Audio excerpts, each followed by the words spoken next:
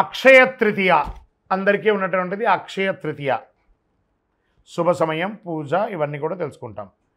పంచాంగం ప్రకారం ప్రతి ఏడాది వైశాఖ మాసంలో శుక్లపక్షంలో తదియ తిథి నాడు అక్షయ తృతీయ పండుగ జరుపుకుంటాం.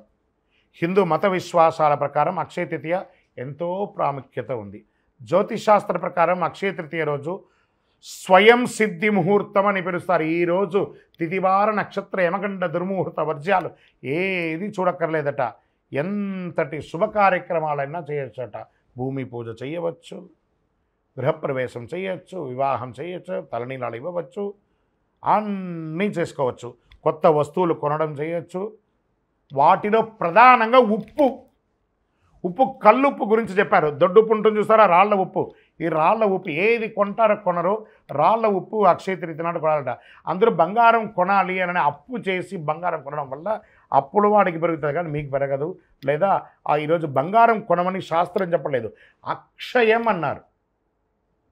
అక్షయం అంటే ఏంటి? తరగనిది. పవిత్రమైన రోజు ఎలాంటి శుభముహూర్తం చూడకుండా అన్ని పనులు చేసుకోవచ్చు.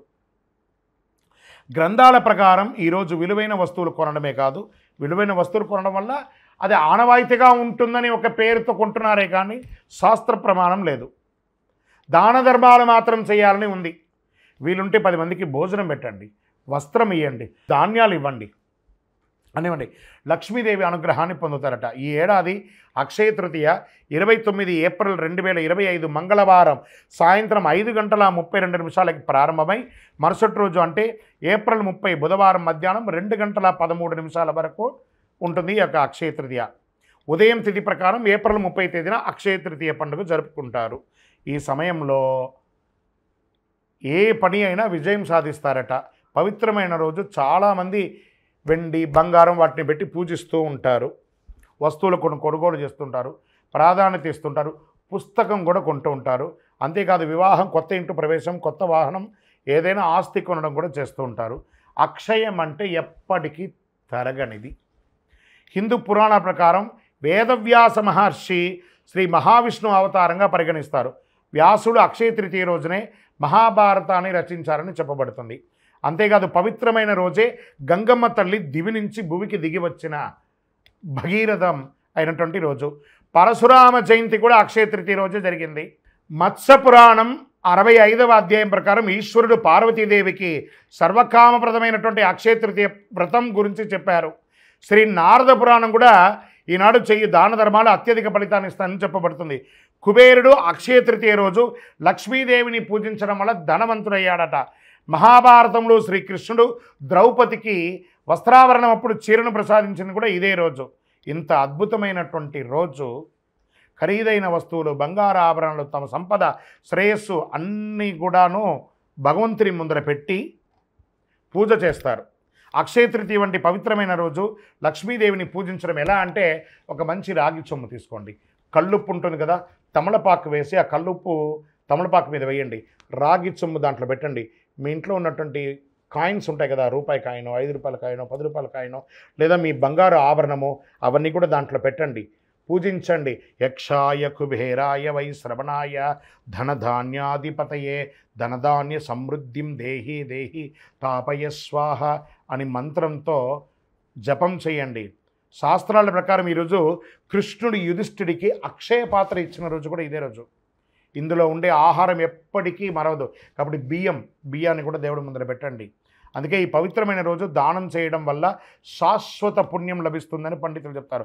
అక్షయ తృతీయ రోజు ఒకవైపు కొబ్బరికాయ, దక్షిణావృత శంఖం అంటారు చూసారా, చెవిలో పెట్టుకుంటే ఓంకార నాదం వస్తుంది చూసారా, దక్షిణావృత శంఖం, శివలింగం, కళ్ళుప్పు, దొడ్డుప్పు అంటారు చూసారా, ఖచ్చితంగా ఆ రోజు 1 కిలో కొనండి, కళ్ళుప్పు కొనండి.